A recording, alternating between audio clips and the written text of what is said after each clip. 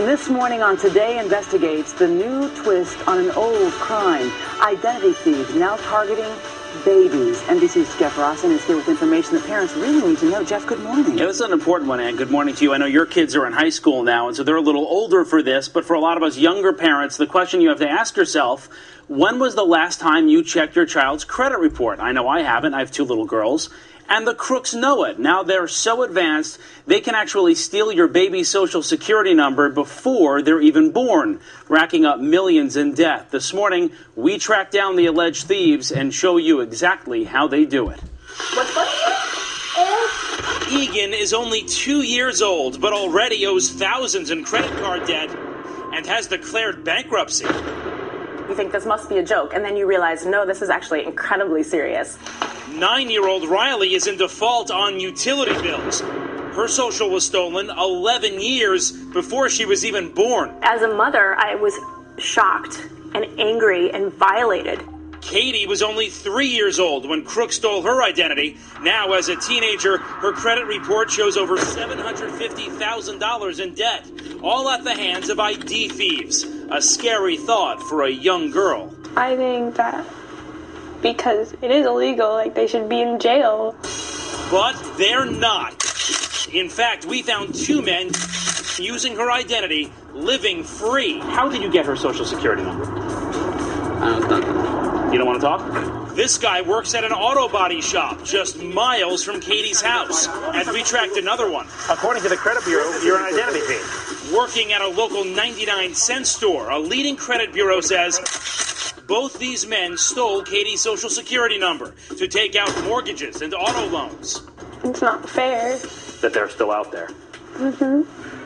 Our Today investigation discovered thousands of young victims nationwide. Each pink dot represents a suspect that we've been able to positively identify their location. Jamie May is chief investigator with All Clear ID, a leading security firm. Why are babies' identities in particular so attractive to these thieves? It's a blank check for these criminals. The child doesn't realize that they have a problem until they start using their credit. And that may not happen until your child is 18, applying for their first loan or credit card, giving thieves free rein with their identities for years. Never in my wildest dreams had I thought to run a credit check on my son, and what parent would run a credit check on their child who's in diapers, who's crawling? Stealing their socials is easier than you think. That number is actually a code. The first 3 digits stand for the state it was issued in. The last 6 digits stand for the approximate date it was issued. A clue to the person's birthday.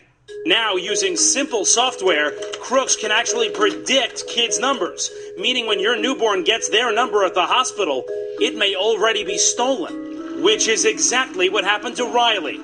Her mom discovered it years later by chance on a family credit check. The government gave me a bum number that obviously they hadn't cleared. It's a financial birth defect, and the parents aren't warned. And in many cases, police don't have the time or resources to catch these crooks, leaving parents like Katie's dad out in the cold. In a nutshell, what have the police done for you? Nothing. It's almost like they don't want to be bothered. They don't want to be bothered, but we found 2 of the suspects. Pretty easily. Hey, how are you? In fact, we found Manuel Contreras in Arizona in just 2 days. Jeff Rossen from NBC News. According to the credit bureau, you've been using a young girl's social security number and getting home loans, racking up nearly $500,000 in debt. How do you respond to that? $1 million. $500,000. Have you been using a young girl's social security number and passing it off as your own? I don't know. I don't understand. So we brought in our translator. You took out a home loan with this young girl's social security number in 2003 for $107,000, 2006 for $153,000, also in 2006 for $238,000. That's against the law. I know that right now. You arrest for it? Okay, yeah, go ahead. I know. I'm not a police officer. I'm just trying to figure out why you did this. Why I don't see no cops? That's a good question. I don't know why you haven't been arrested. That same day, we surprised another suspected thief. Hi, Jeff Rossen from NBC News. Mario Salinas, working in his store parking lot, wrangling grocery carts.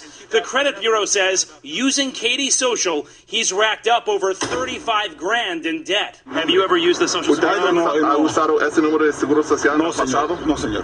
I've never used it. According to the credit bureau you have, and you've taken out several auto loans. Según los buros de crédito, usted ha sacado esos dos préstamos utilizando ese número. There's a young girl whose credit could have been ruined because of this. You have anything to say to her? I don't know. You don't know. But authorities know a flaw in the credit system lets them get away with it.